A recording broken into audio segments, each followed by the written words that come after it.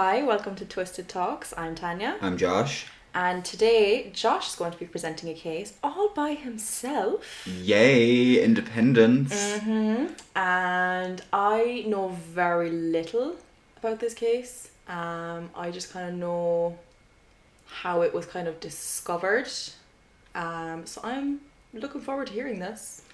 So, the case I chose to cover for this week's episode is a case from the Soka Forest in Ibadan in Nigeria.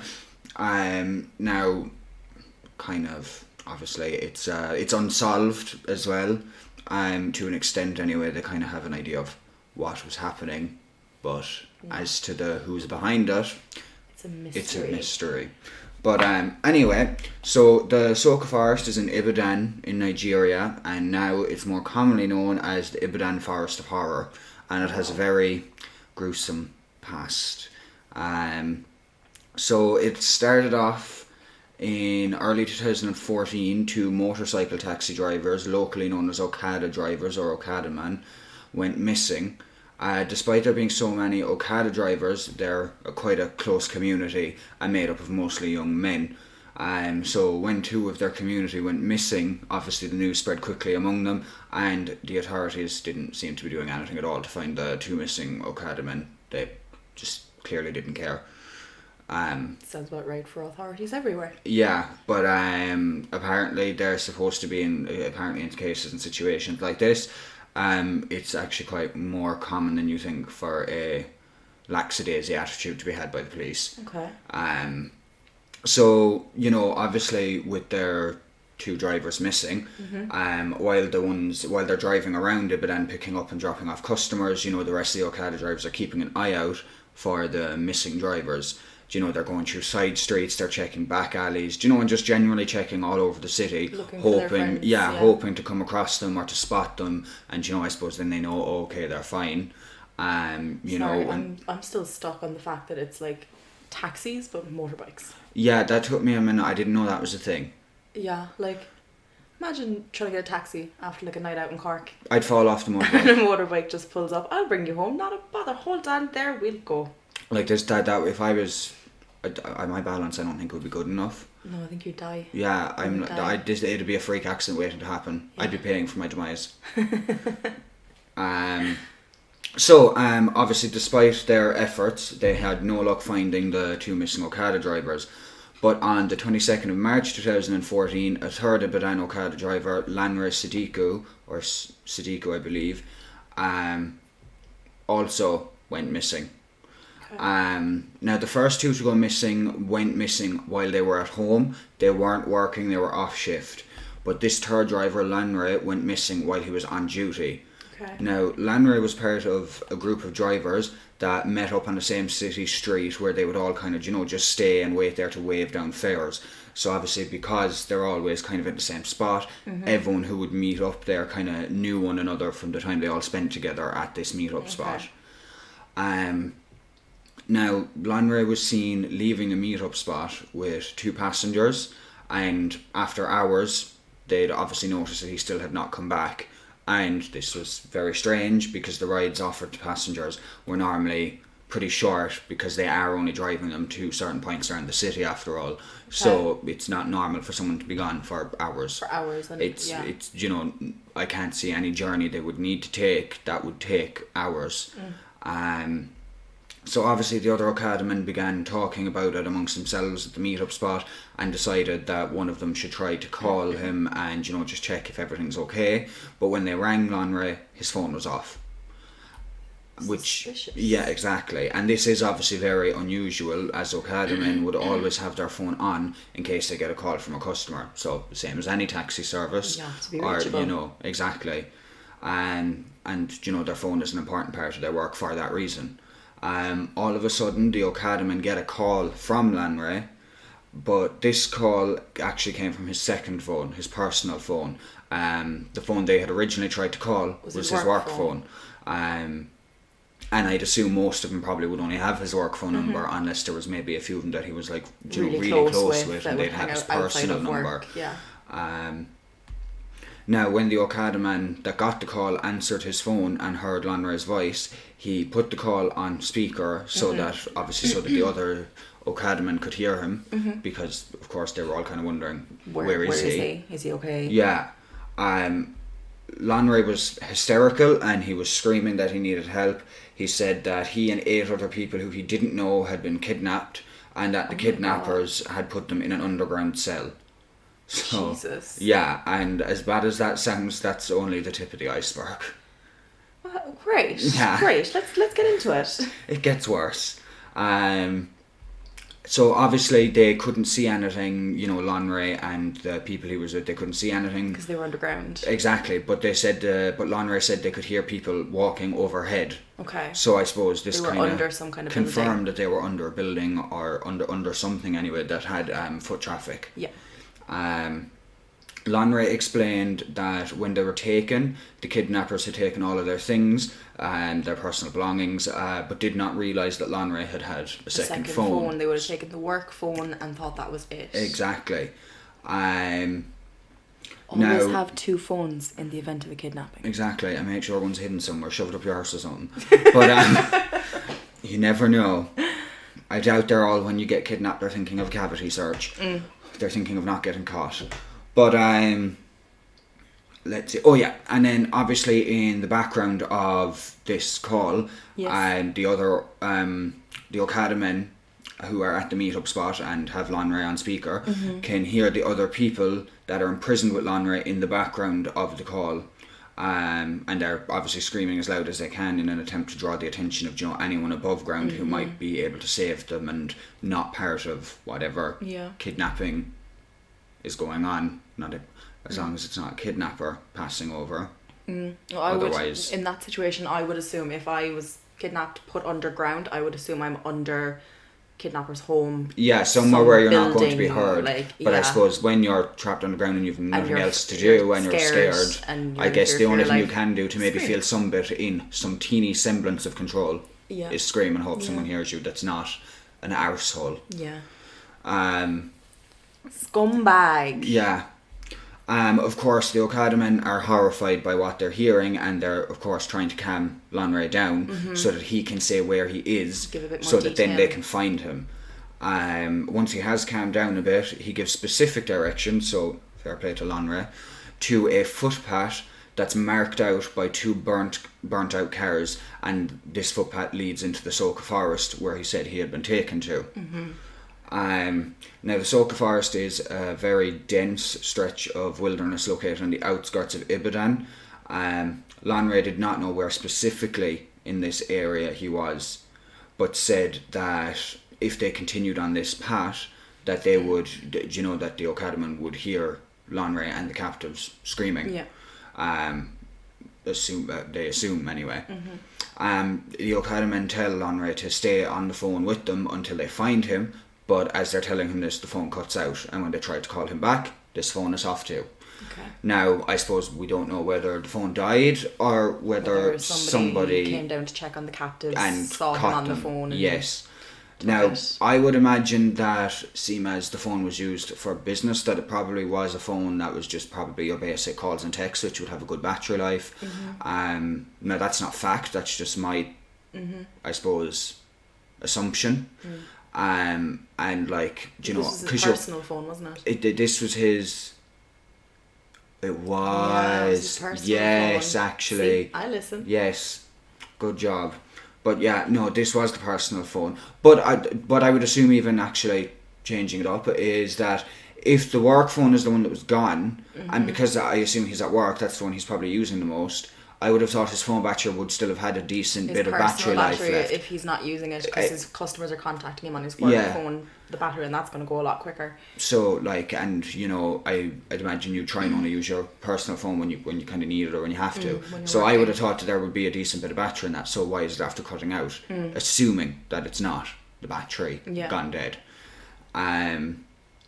Now, around 40 okadamen from the meetup spot sped off together until they got to the outline of the Soka Forest. Jeez, they had a mob. Yeah, where they began searching for the path that Lanre had described as being marked by the 2 burnt out cars. Now, once they find the footpath, they obviously park up their okadas or motorcycles on the road shoulder and head down this path. Now, the path was very narrow and there was lots of vegetation, so the Okada men had to more or less walk in single file. So this is also kind of like why they couldn't just drive up, because again, very small Very path, narrow. lots of vegetation, and I Fighting suppose and trekking through. they don't want to make, I suppose, too much noise either at the moment until they kind of, I suppose, know what the hell is going on. So they were remaining quiet, so they could listen out for Lanre and the other captive screaming, or just listen out for anything, I suppose, that could be that they could investigate and there would be some hopefully kind of find help to them that would their lead co-worker, them their to friend. him. Yeah.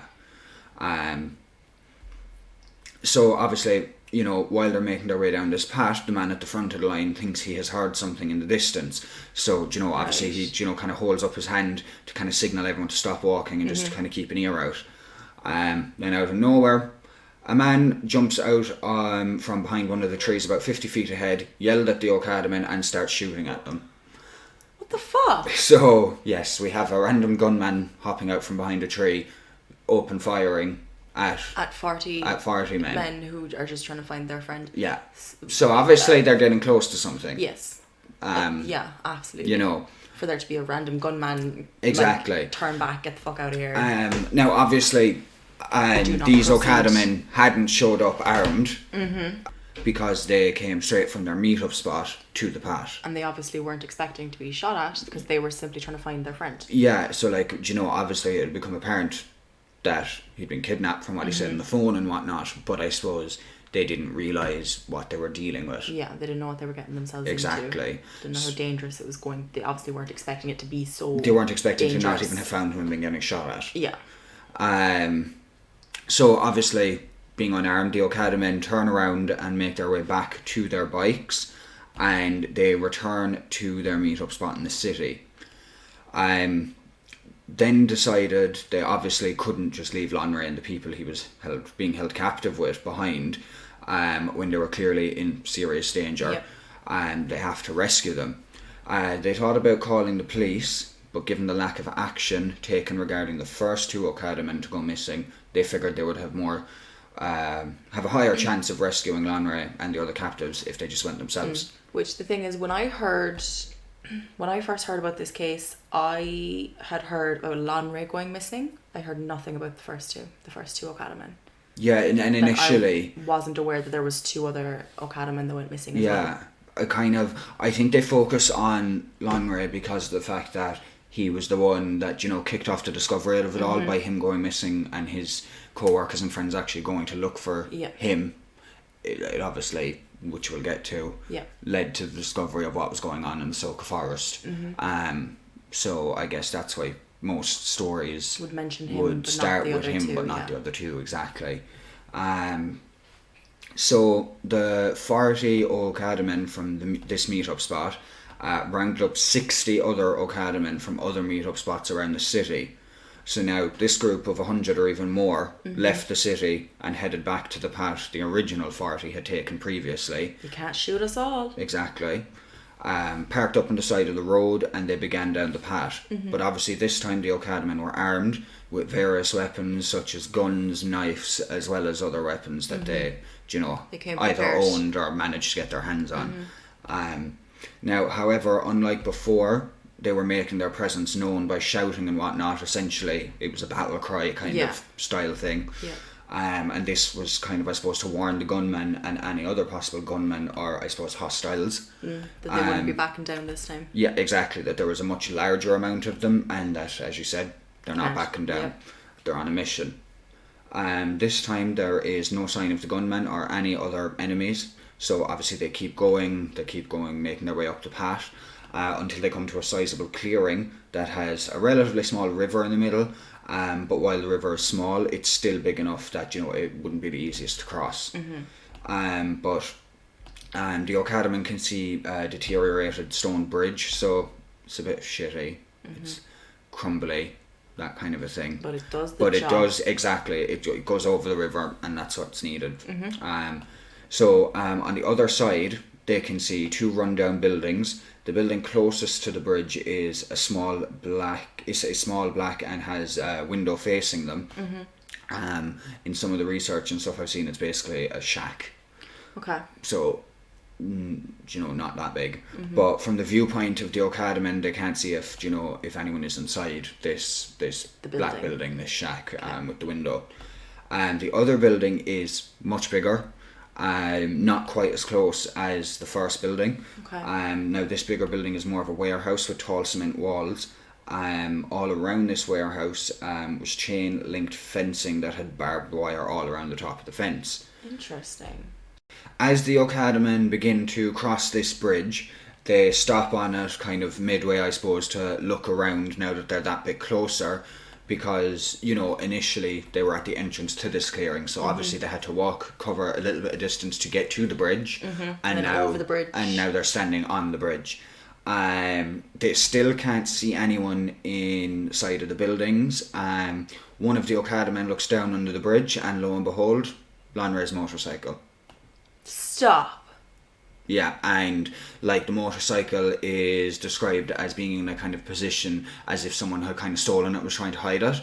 Okay. Obviously, in this case, something more sinister than a stolen motorcycle was going on, but suspicious. Why is it chilling here in the Soka Forest under a decrepit bridge near two rundown buildings? When he has phoned them and said that he has been kidnapped and held. And they have just been shot at by a gunman not long before, managing to get this far. Somebody's trying to cover it up. And they're not really doing a great job. Yeah. But then again, I guess that just goes to show how confident maybe these people are. That they're not going to get caught, or they just know how the police deal with things. Yeah. Because this is, as I said a while ago, apparently it's a common occurrence for things to be just kind of brushed off and pushed under the rug and just kind of not taken that seriously.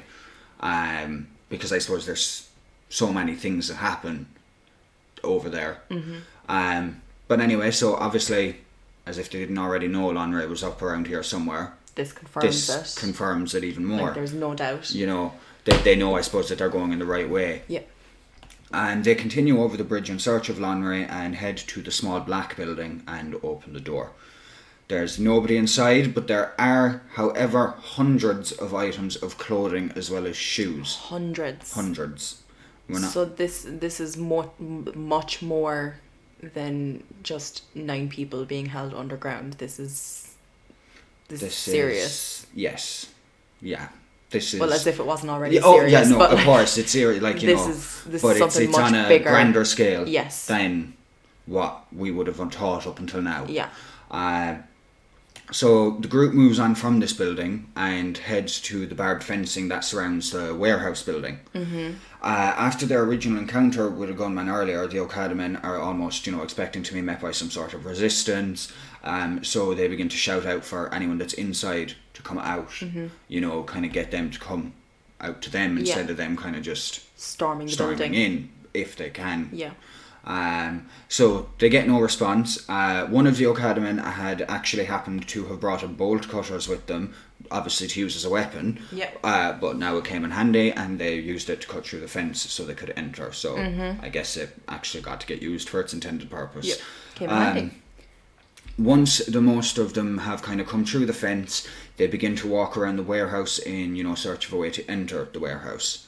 Now, the windows of the warehouse are very high up, so they can't see what's inside. They don't have access to look through these windows, and they don't hear anything, but they notice that there is a bad smell. Yes. That's how it always begins. The penny is starting to drop. It's always a bad smell. Yeah.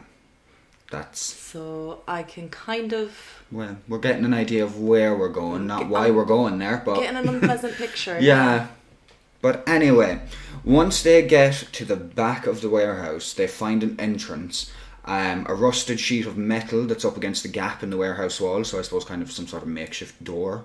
Almost. So it didn't have an actual door. So it wasn't really a real door. It was just I suppose the area of the warehouse, I suppose in a barn. A barn that doesn't have a gate or a door or anything like that. So I suppose just like that, but maybe a smaller thing, and it just covered over with a rusted sheet of metal.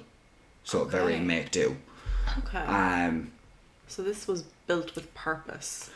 Now that's the thing. It's I don't know, was it built like that, or did it just happen to be a decrepit building that was kind of run down in the middle of nowhere, and these people were like, perfect spot for us. Let's set up shop. Okay. Continue. So one of the okadamen pushes the metal out of the way, and a few of them make their way inside. Now, obviously preparing for conflict in case there are any hostiles once they do get inside. The gunman from earlier could be there for all they know, and who's to say he was a lone gunman, you know, who's to say there's not other people with him. What they do see, however, is horrifying. So initially they notice a cement slab about 4 feet by 4 feet in size in the middle of the warehouse. Now, in one of the corners of the slab, it's raised slightly by rocks that were put under it. Okay. And on the side of the lowest point of this slab was a wooden bowl with dark stains in it. So, interesting, yeah. Now, this was, like, the wooden bowl was placed in a way that if a liquid was put on the slab, it would run down the slab into this wooden bowl. No muss, no fuss. Easy clean up. You know, we love neat psychopaths. Yes. Now, around this slab, all over the floor, were bones. Some that still had meat on them. Interesting. Yeah. So this is Right. a pretty horrifying discovery to make. Yes. And then, chained to the walls all around the inside of this warehouse are malnourished and unresponsive people. The whole way around. Oh my god. Yeah. So, What the fuck? as if things weren't fucked up enough. So I'm assuming that once that gunman saw the 40 okadamen, him and his little accomplices, his little posse, like, cut ties, cleaned up shop, took probably the healthier live hostages. Not 100% sure on that, but we'll like, you know, but we'll touch off it. I have something in a minute kind of about that'll kind of explain how they could have ahead of myself. How they could have maybe evacuated. Yeah. So locals who live in the forest relatively near the warehouse, here we go, said there is another way to reach the warehouse. From the opposite direction, there is another path, but this one is big enough for one vehicle to drive on. Okay. And as you said, as you may have guessed, the captors and anyone involved in all of this were nowhere to be seen, so they must have fled the way the locals had mentioned when they had heard the massive okadamen making their way through the forest to the warehouse. Obviously they weren't sticking around. Yep.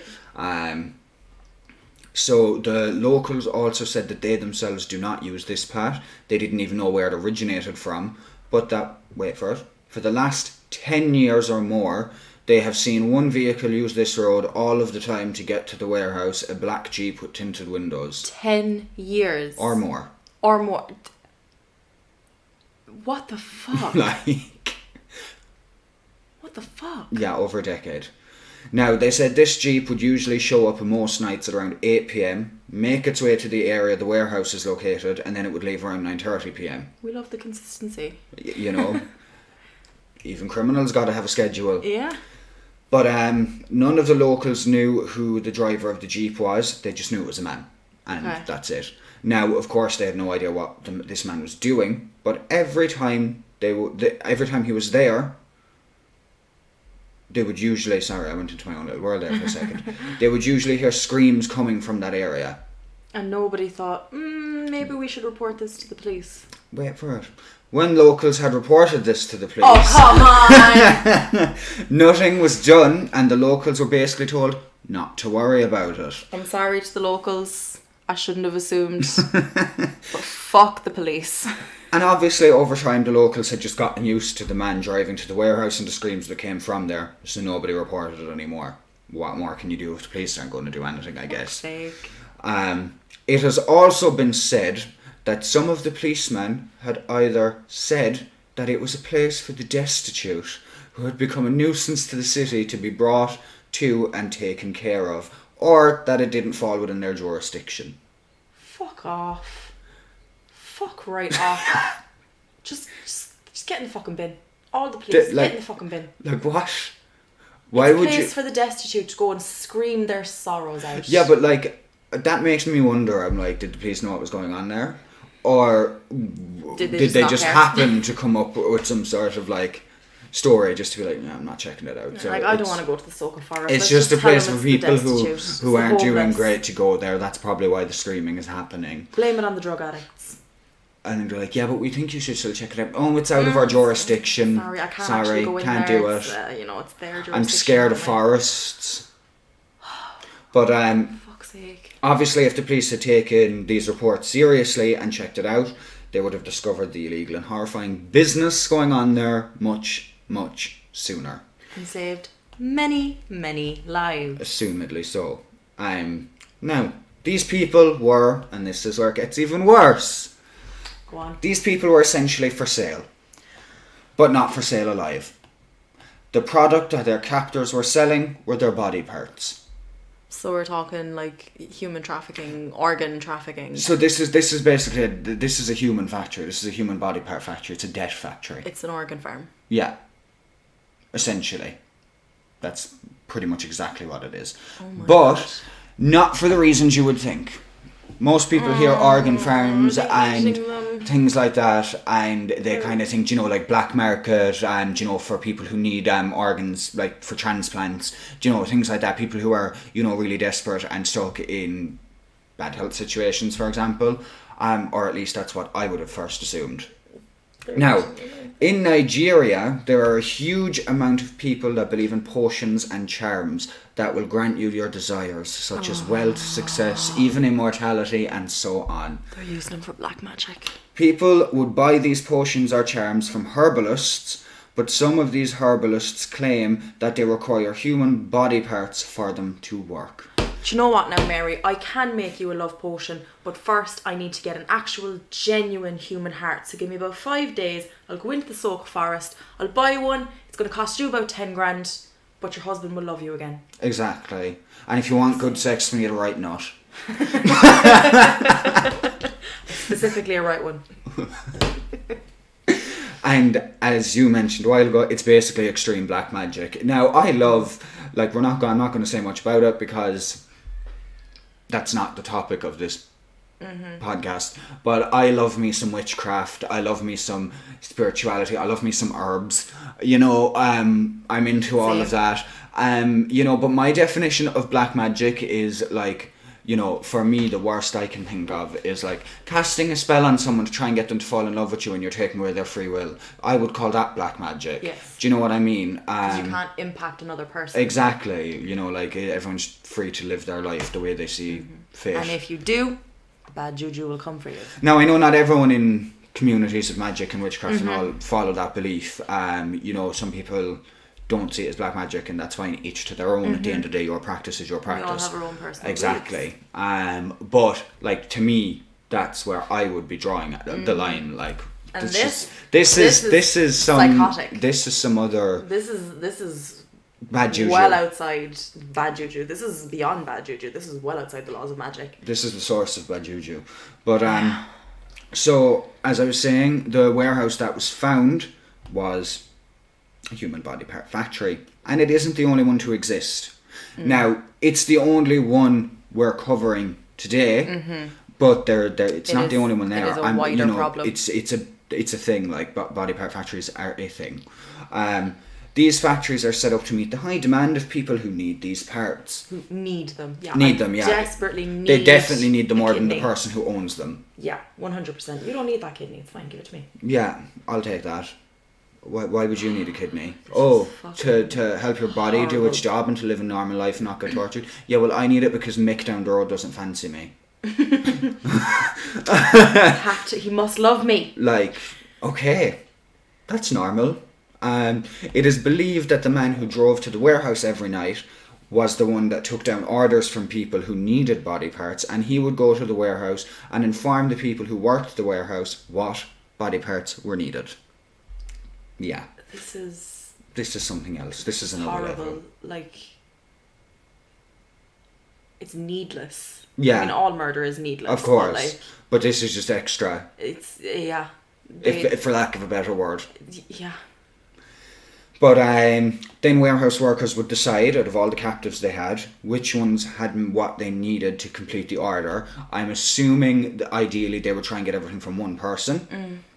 But once they'd figured out which captive or captives they needed to, get what they needed, they would then unchain one of them, haul them to the centre of the warehouse, put them on the cement slab known as the slaughtering slab, and in front of all the other captives who were still chained to the walls, they would hack off whatever parts they needed, bag them, place them in coolers, and then move on to the next person if they didn't get everything they required from the one captive or the first captive. And then the man with the black jeep would take the body parts, stroll out the door, strut his stuff, and leave, I would assume, to fulfill the orders that had been placed with him. And go make his money. And get that shmoney. Yeah, exactly. In a definitely not above the board way. Wow.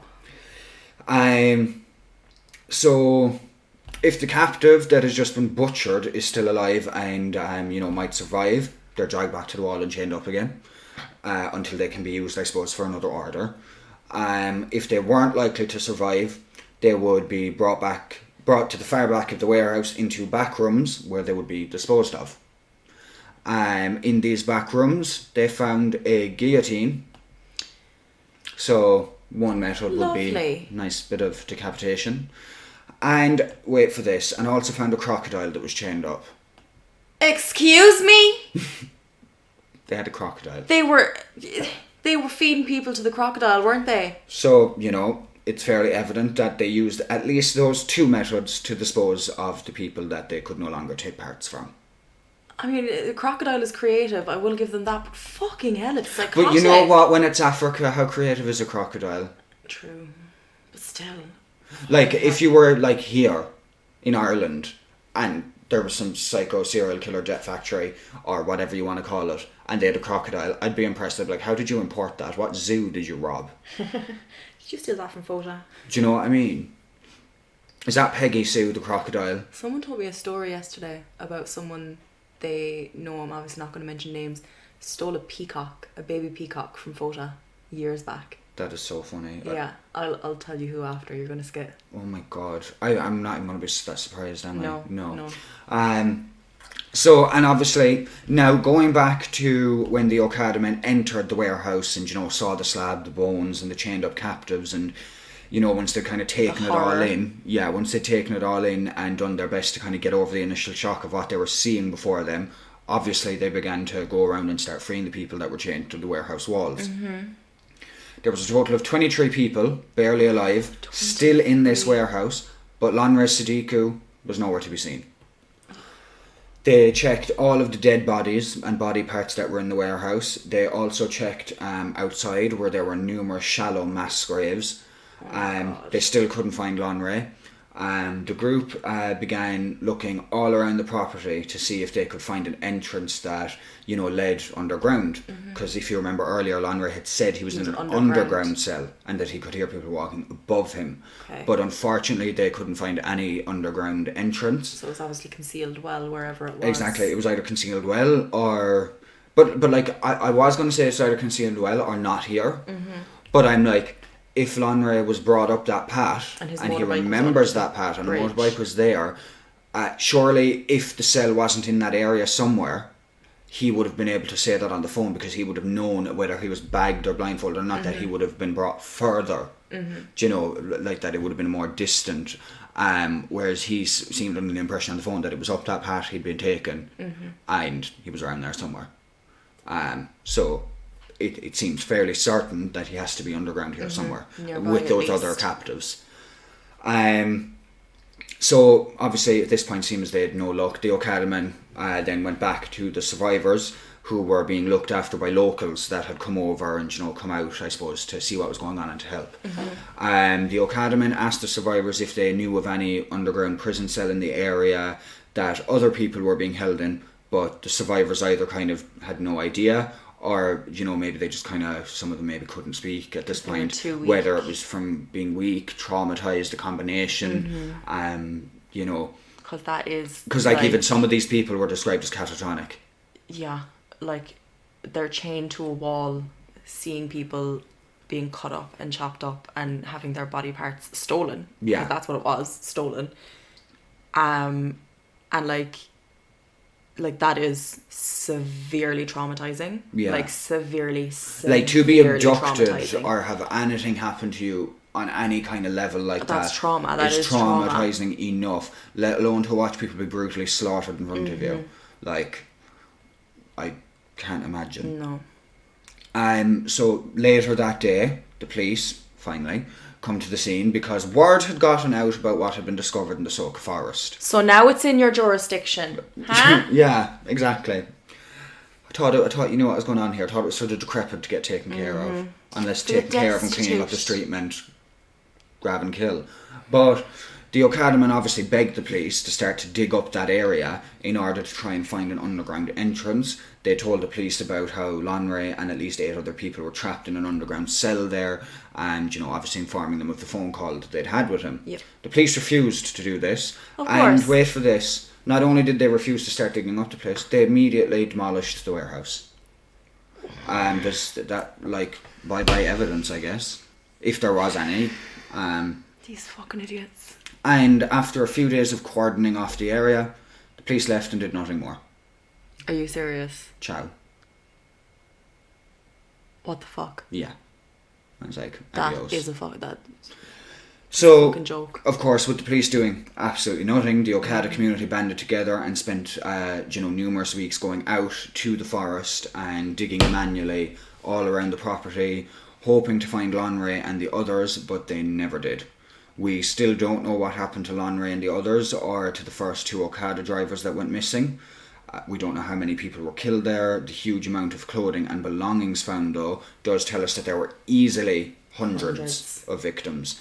Now, I can only assume that, unfortunately, Lonray and the other captives either were never found and left underground and just died, faded away to nothing, or that they were moved and brought more than likely to another factory or somewhere else where they could be made use of in this horrific, gruesome way. So either way, the sad truth is they're most likely dead. Yes, exactly.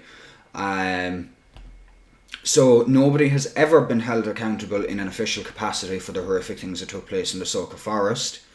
But with that being said, a few days after the discovery of the warehouse, when the Okada men were, banded together and digging for the underground cell, that they actually saw a man there walking around and he was acting suspicious. So obviously they confronted this man and, wait for it, he had multiple human tongues in his pockets. What? Yeah, as well as a large number of SIM cards for mobile phones.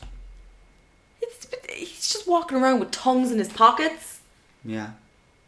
The SIM cards, I understand if he's involved. Why does he have tongues? Because they're worth money for the potions and the... Oh yes, of course. A little bit of ground up tongue. Yeah. Yeah. Exactly. As you do. So, the Okada men, assuming this man had something to do with what happened there, killed the man there and then. Ah.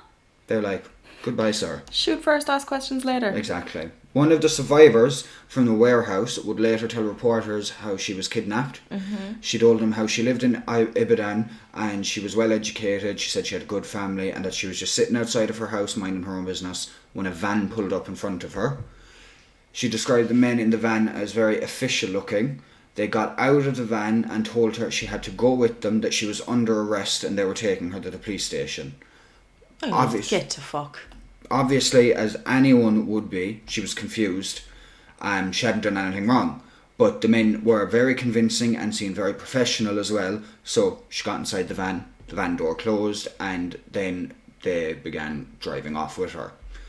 Now, when the woman realised there was now nowhere to go, and I suppose the initial confusion was probably after wearing off, she began to realise that these men were not police and that she had in fact been abducted.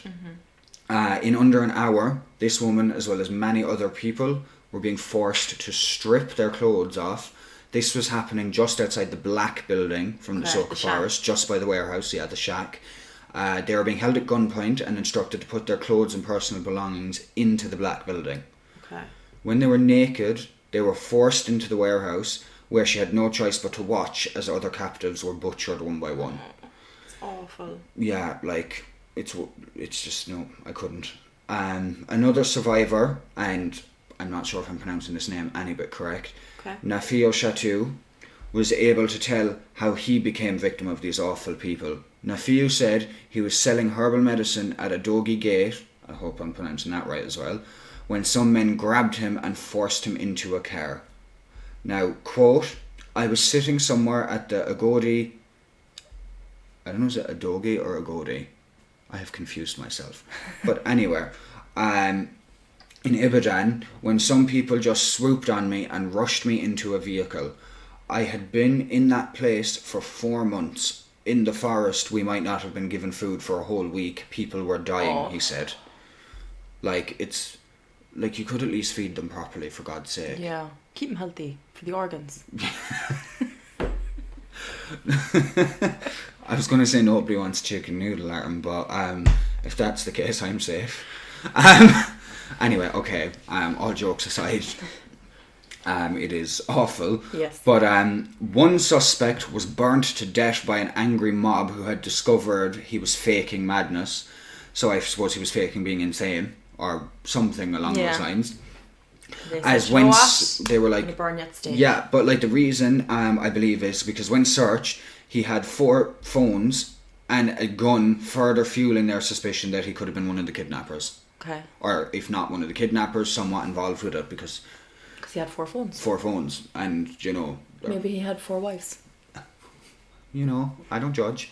There is one theory that the government had played a part in these kidnappings and brutal murders, as some of the politicians in Nigeria supposedly use human flesh in rituals and have apparently been known to consume it. And then I suppose if there was any involvement with it from an official stance, like government capacity, or it would explain why the police would explain why the police's lack of interest or so lackadaisy attitude about it. But then again, also, like I said, also it's apparently not that uncommon for that kind of attitude to be had against things. So it's hard to really say. So that is what happened in the Soka Forest in Ibadan, Nigeria, and why it's known as the Ibadan Forest of Horror or the Soka Evil Forest, as well as some other nicknames, I suppose. Now, one thing that I just think is the most, like, weirdest thing to do, personally, if I was the government or anything, I would knock it all down. You know, obviously the warehouse kind of demolished already, as I mentioned earlier. Yeah. But knock it all down, you know, clear the area and just kind of like leave it to nothingness. You know, who would want that land or want something there? But they're going to tell me something that's going to make me really mad. The government have since cleared the area and made it into a school facility. Are you fucking serious? And apparently since this, the people of the area have been living without the fear and trauma caused by the horrific discovery. I don't know who the source... Like, I have everything in the resources, so feel free to check out the articles and stuff. But, like, the source that's saying this, I'm like, I find it very, very hard to believe that it's just like, oh, the trauma and the horror, it just never happened because there's a school now. So, you know, instead of really terrifying people screaming in pain and agony, I hear screaming school children on their lunch break. In my fuck would I put my child in that school? Not a fucking hope. The bad juju. Yeah. Like, I like, places hold energy from what's happened there. Yeah. I don't want to go to school there. I wouldn't want to teach there. Hundreds of people, human beings with families, mothers, fathers, children, brothers, sisters, like, murdered needlessly. But like, and even as well, like, they're only saying hundreds going by what they saw in that building. But it could be more. But like, if that's going on with 10 or more years, I find it hard to believe that it was only hundreds. And I know hundreds is a lot, but in that space of time, I feel like... Like, there was 23 people rescued from there, plus there was 9 people not discovered that we know and there was mass graves, there was, do you know what I mean? So in 10 plus years, I feel like there could very well have been more than that. More than hundreds. And like, at the end of the day, if the black shacks started getting a bit too full, they just burn incinerate the clothes. Yeah. So like, yeah, I'm not even, like, you know, there is no like real conspiracies to this one or anything like that. It's still unsolved. I suppose the only thing that you could consider a conspiracy is the theory of the government's potential involvement and stuff like that. But that, it's just... I'm speechless. Yeah. I'm like, the more I was researching, the less faith I had in humanity, and to be honest, sometimes that was pretty low already. Yeah. But yeah, so that is the. I don't even have any more words to say on it. I've just been sat here with my jaw dropped. Like, it's like every time you thought this, you know, that we'd reached the like peak of the story, like as in it couldn't get any worse, it got worse. Yeah. You know, like you have onwards and upwards, and this is backwards and downwards. Yep.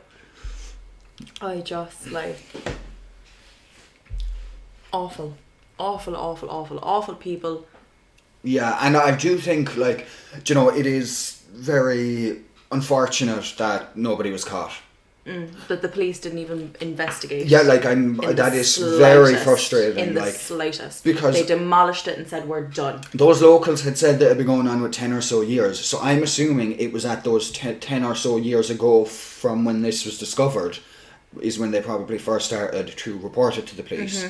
And the police did nothing. So like, it is potentially it could have been stopped no sooner than it had started, or 10 years ago ish, had the police gone there. And the thing is, the people who are doing these crimes, they have the money to just move and set up shop somewhere else. So that's and it's probably a chain. Like, they are, exactly. We have McDonald's.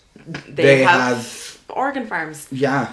But like, they're probably to this day still doing this just somewhere else. Yeah, but like the exact same people and everything. Like, yeah. And unfortunately, being realistic, they're not the only band of people out there doing this. Like I said, debt factories, body farm factories, big thing apparently, especially over there with the, as mentioned earlier, the whole potions, charms. Now, even earlier using the word herbalist in terms of it, I would use that loosely, because like, that's not what a herbalist is about. No, it's meant to be herbs, yeah, not body parts. Stick to the herbs, my dears. Don't start putting people in your potions. But and I guess that's anything to add. Fuck the police in Nigeria. I think, yeah. Oh, fuck the police in Ibadan, in Soka Evil Forest. And I think that covers it for me as well. I'm pretty much on board with that profanity. Fuck the police. Not coming straight from the underground. Gosh. Sorry, I had to. But okay, anyway, sorry. But so thank you for joining today's episode. It was a pleasure to lead with this terrifying, gruesome case. You did a really good job. You've traumatized me. Thank you. Well done. I love to share the trauma. Yeah. Those of you at home, feel free to let us know what you think. If you go to the Anchor page, I've actually noticed there's a button where you can send us a voice message. Cool. So do that. Please do that. Follow our Instagram at Twisted Talks Pod. The same for Twitter. And if you want to get in touch about anything, then you can find our email as well on the Instagram page. We're also on Facebook, Twisted Talks, also Twisted Talks Pod. And we're everywhere. There's no escaping us. Yes, and as of the moment, if you're listening to this, you already know from which one you're listening to. We're on Apple Podcasts, Spotify, Anchor, Amazon Music, Audible, a few others. And yeah, so share with your friends. Let us know what you think. If you're listening from any of the platforms that allow you to give reviews, hit 5 stars because you love us. Thanks. We're amazing. That is it. So, thanks again for listening. And stay safe. Don't go to Ibadan. Yes. Peace out for now. Speak to you soon.